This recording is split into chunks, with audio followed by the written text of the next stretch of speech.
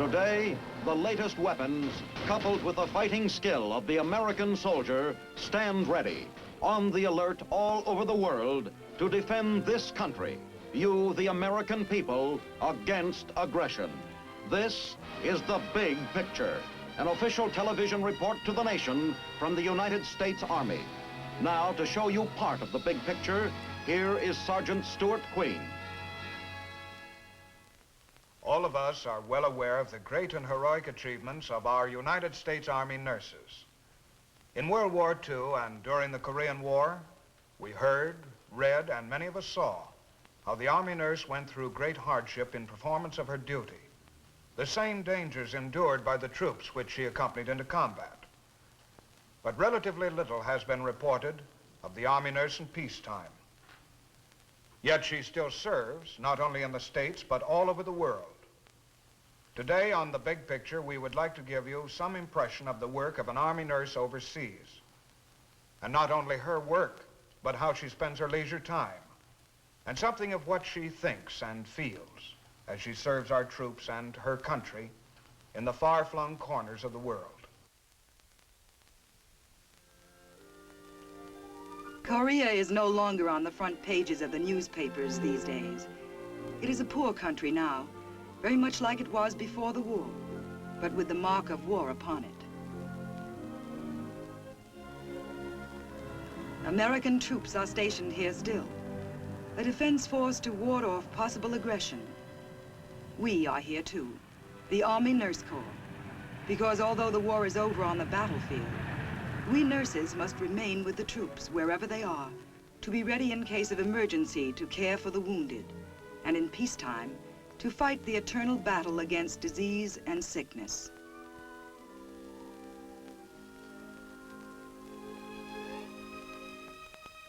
When a new group of nurses arrives at the airport, it's always something of an event, for the newcomers as well as the old-timers. But there's not usually much time lost between arriving and being assigned duties at the hospital. There's plenty of work to be done here. Each new nurse has a job waiting for her. But first, in Korea at any rate, a new nurse is given a proper outfit for protection against the cold of the Korean winter. The keynote of the costume is not fashion, but utility. It's not mink, but it's warm. For once, it's nice to try on a hat and not wonder whether it's the right one. Does it do something for you? You bet. Keeps you cozy at 5 below. The new nurses are on the roster now, and the routine of work in the wards has begun. All over the world, wherever our troops are stationed, the Army nurse is an ally of the soldier in his battle against sickness and pain. Her words of sympathy and understanding can be as important and valuable as her skill and knowledge. Both are required if she is to really fulfill her role as an Army nurse.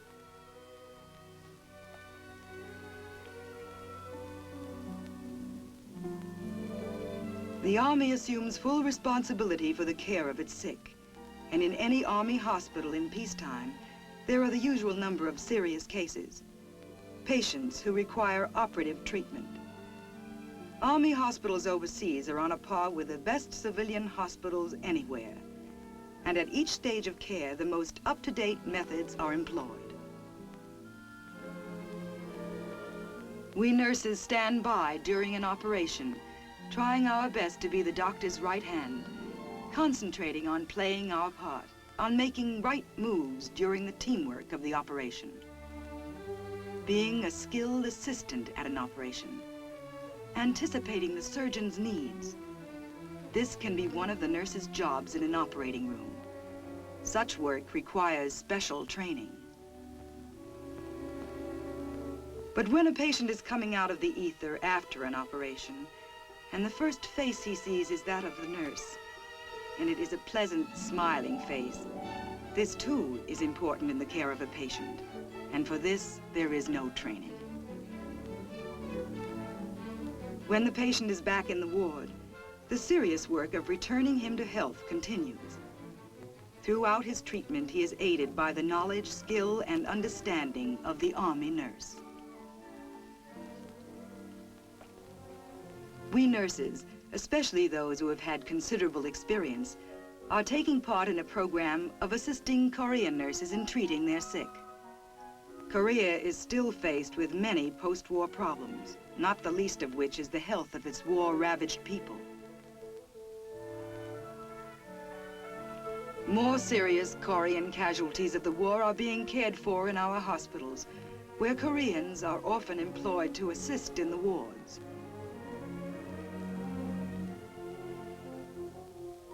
We give our own medical corps men instruction in ward duties, routines such as taking the patient's blood pressure.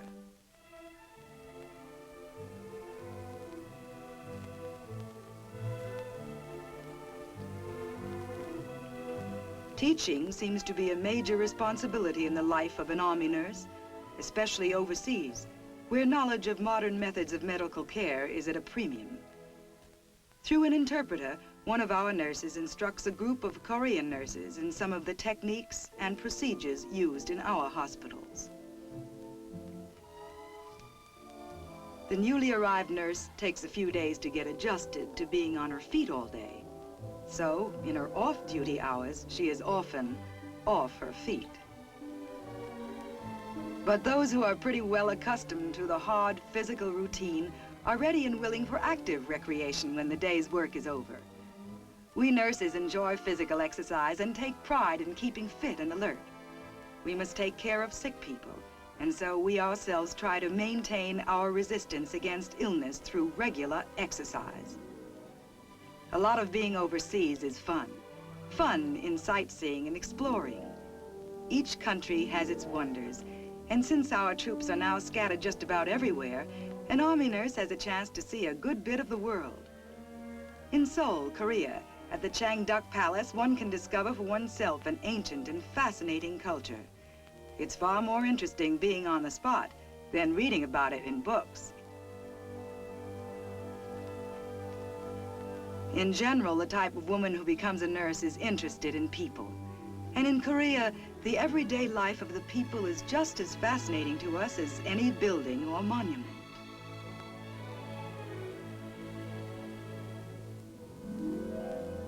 There are little things to record, snapshots that will be interesting to look back upon, or to enclose in a letter home. One of the strongest reactions one has in Korea is that the people need help, and it is most satisfying to be assigned to work in the Civilian Assistance Program, to see hungry orphans being nourished back to health, to be part of this work, to feel that there is no other work you'd prefer to do. This is what it means to be a nurse. Being an Army nurse overseas is for nurses who want to go places and do things. Frequently, those on assignment in the Far East have the opportunity of visiting Tokyo, which is an exciting place for shopping and sightseeing.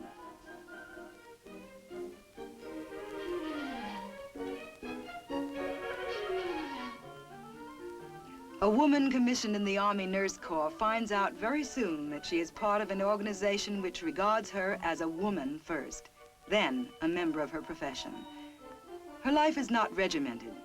She is expected to grow and develop as a person, to react humanly and enthusiastically to the world about her. She is given the time to develop interests, to enjoy stimulating activity and companionship. Such recreation helps her to return to her work refreshed and ready.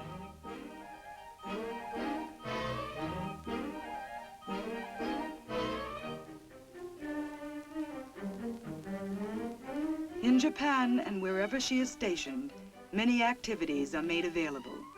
She is encouraged to have a good time in her off hours.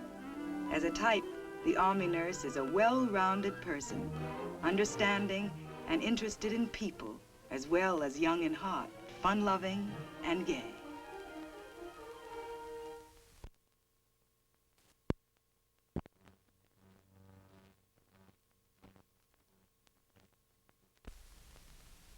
A great many nurses are assigned to Tokyo Army Hospital, our largest hospital in the Far East. It bustles with medical experts who are here to carry out the mission of the hospital, as defined by its commanding officer, Colonel Charles Kirkpatrick. Although the shooting war has stopped in Korea, the war against disease and injury is a constant challenge to doctors, nurses, and enlisted personnel at Tokyo Army Hospital. The health of our armed forces, American and other United Nations fighting men, is of paramount importance. Our job at this hospital is to keep these forces in good health. To this end, we dedicate all the skill and resources of modern medicine and surgery. Think of the largest hospital you know, and you'll begin to appreciate the size of the Army Hospital in Tokyo. There are hardly enough American nurses to do all the work, and for this reason, it is a practice of this hospital, as it is elsewhere in the world, to employ foreign nationals to help us out. The young Japanese women who work with us are pleasant and gentle and most efficient. They seem to be born nurses. What is a born nurse?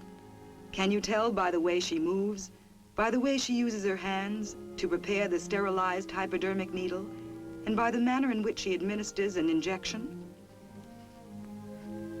Can you see it in the way she dresses a wound, in the way she places the gauze over the exposed flesh?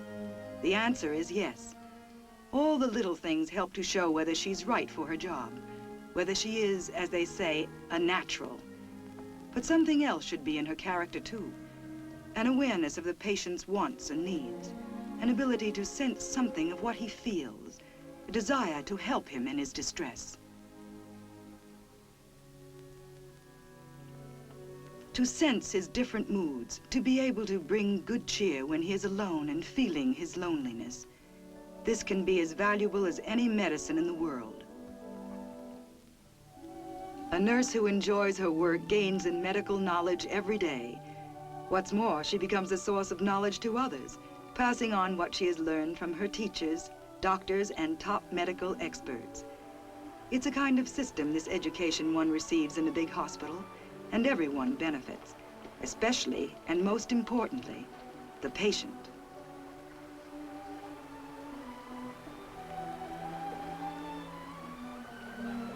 Hydrotherapy, a whirlpool bath to give passive exercise to the muscles of an injured leg. Many of the experts who wear the white uniform of a nurse are actually members of the Women's Medical Specialist Corps, which is a branch of the Army Medical Service.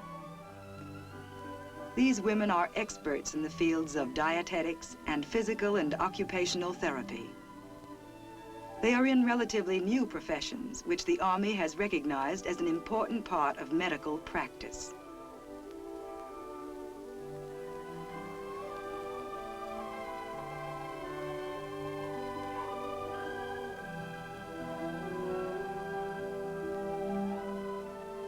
Since the Army assumes the responsibility of providing medical care for the serviceman's family and all additions thereunto, those children are fortunate who are cared for in the Tokyo hospital. For here the pediatric service is the finest, and those nurses who are assigned to it find their task a source of continuous interest and pleasure. There are moments, however, when the patient sees no pleasure in anything. Traditionally, it has been woman's role to tend the sick, but it is her natural and instinctive role to care for the young. And with young children, the Army nurse is very much at home.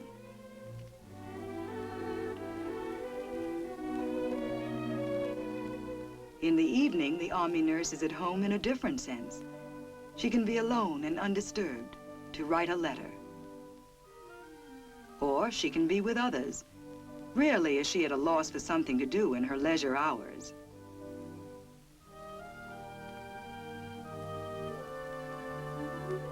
What she does with her free time will depend to some extent on where she is stationed.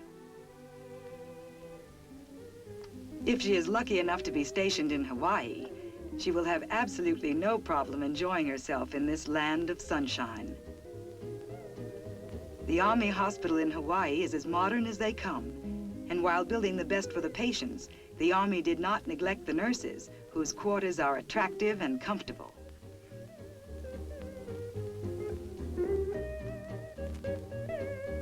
There is a bright gleam about Hawaii. Even inside the hospital, the equipment glistens in its newness. It's the very best, the very latest. However, the appearance of things is not of the greatest importance in your work as an Army nurse. Wherever you are stationed, you will find one factor to be of greater consequence than any other, and that is the satisfaction you gain from your work. The deep pleasure of knowing that you are helping people to get well. If the job means something to you, it will mean not where you are stationed or how shiny the equipment, but the work of nursing itself. Patients are grateful, unselfish, uncomplaining. Unlike the civilian sick who have the family nearby, the soldier has no one to look after him except the Army nurse. To the patient, we are not only nurses to look after their ills, but mother, sister, and friend. During convalescence, men lose some of their confidence. They can't do what they used to do. We try to restore their confidence, give them new things to accomplish. We talk and listen and watch. Of all the people in the hospital, we are closest to the patient, guiding him daily on his road to recovery. No matter what his age, a patient seems to respond to the personality of his nurse. Is there any doubt that this nurse has a sunny disposition? No, sir. She's been given the seal of approval.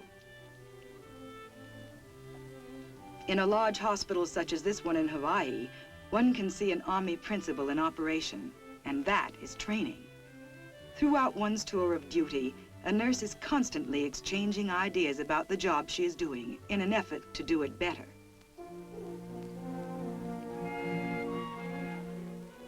One basic and rather pleasant fact about life for the Army nurse overseas is that there are usually a good many young officers who can be counted on as escorts. In most corners of the globe, the Army nurse finds a delightfully high proportion of men to women, and this statistical background, plus the beautiful tropical background of Hawaii, can make for a very pleasant afternoon. During the Civil War, nurses were expected to be plain-looking, but youth and looks are far from being taboo today. We have come a long way from an ancient conception of an Army nurse, and today she is a freer and happier individual because of it. Today, she knows and enjoys the excitement of travel. Her work takes her not only to Hawaii and areas of the Pacific, but to Germany and France and the Middle East. Here in the United States zone of Germany, she is close to the world behind the Iron Curtain. What is duty like in this part of the world?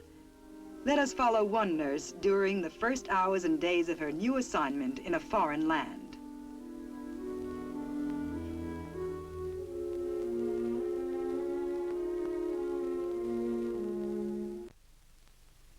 After she is picked up at the station, this young lieutenant is driven to the United States Army Hospital at Landstuhl. Like any officer in the Army, she goes through the preliminaries of signing in at the new post and formally meets the officer who will assign her to her new duties. All of this is formal and military, but friendly.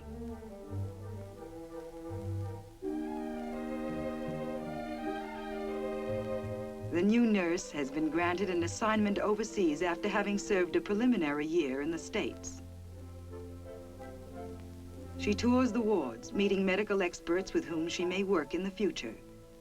In the physical therapy ward, she observes the treatment of injury and disease through exercise. An officer from the Women's Medical Specialist Corps carefully supervises each program of muscle training. Progress is slow but sure. Each patient is given specialized treatment according to his illness or injury. Under the direction of an occupational therapist, patients use equipment that will enable mind and muscle to perform tasks of increasing difficulty. There are some instances of remarkable progress. This etching in plastic indicates very fine coordination of muscles, as well as artistic expression. The patient has reason to be proud. A highlight of the grand tour is a visit to the pediatrics ward. The new nurse may expect assignment to almost any ward, depending upon the immediate need of the hospital. Although she may be assigned here and become something of a specialist in working with children, she is required to be first and foremost an expert bedside nurse, capable of providing efficient basic care for all types of patients, old or young.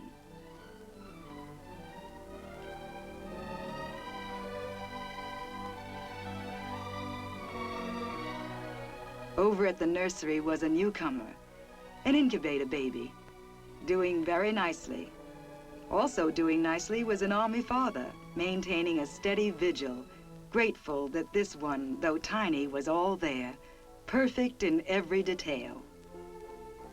Human life and the struggle to maintain health. This is the great drama of a hospital.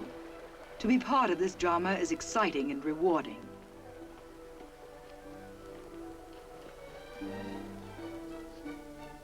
The skill with which simple bedside care is performed, this can be as much a matter for pride as vast specialized experience. From her first days as a nurse, the Army urges her to learn and practice those bedside skills which are the true sign of efficient and effective nursing care. Certain illnesses require special diets. A dietitian with a background in the science of nutrition supervises the preparation of hospital food, including its appearance and taste. Even after she is assigned, the new nurse may keep herself ready to observe other phases of hospital activity. Operations occur at any time of day or night. In the wide variety of cases which undergo surgery, many are of an emergency nature.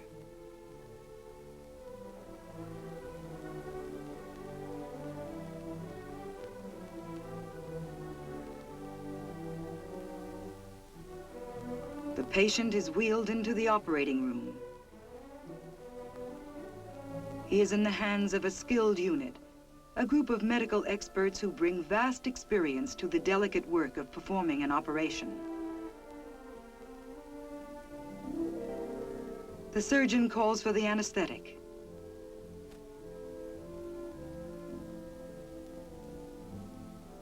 Each person in the operating room has been trained to work as part of a team.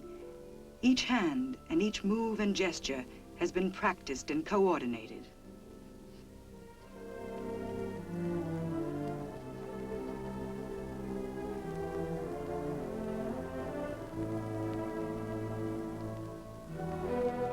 The teamwork of the operating room is in a sense the principle by which the entire Army hospital functions. Each member of the staff is taught to work with others, to depend upon others, and to be completely dependable. To a nurse, as well as to others, there is a feeling of unity in being part of the team, a sense of belonging. Soon after she has become acquainted with her hospital and its work, the new nurse looks forward to seeing the sights. The book of photographs pictures Heidelberg, and the real thing is close at hand, just across the river.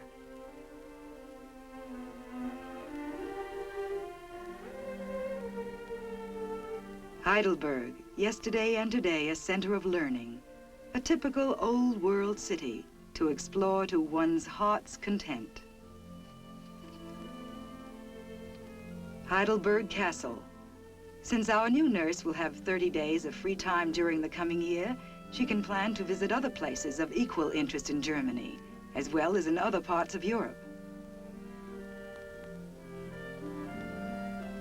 If she is up to it, there can be many hours more of browsing in Heidelberg shops. In Germany, an Army nurse may apply for admission to special courses, such as the one given at the hospital in Neubrück, in anesthesiology. Other special courses are open to nurses in operating room technique, neuropsychiatric nursing, and in hospital and nursing administration.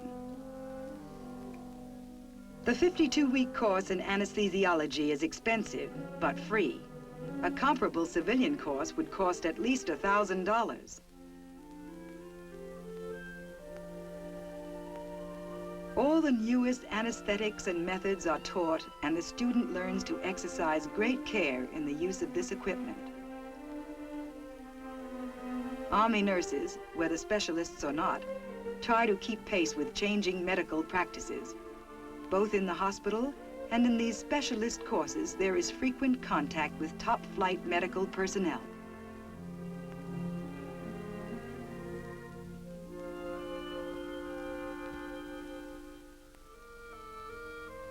This, then, is the Army nurse overseas. In all our work, we are guarded by words we spoke when we became part of the Army Nurse Corps. The pledge of the Army nurse. As an Army nurse, I accept the responsibilities of an officer in the Army Nurse Corps. I shall give faithful care to the men who fight for the freedom of this country and to the women who stand behind them. I shall bring to the American soldier, wherever he may be, the best of my knowledge and professional skill. I shall approach him cheerfully at all times under any conditions I may find. I shall endeavor to maintain the highest nursing standards possible in the performance of my duties. I shall appear fearless in the presence of danger and quiet the fears of others to the best of my ability. My only criticism shall be constructive. The reputation and good name of the Army Nurse Corps and of the nursing profession shall be uppermost in my thoughts, second only to the care of my patients. I shall endeavor to be a credit to my country and to the uniform I wear.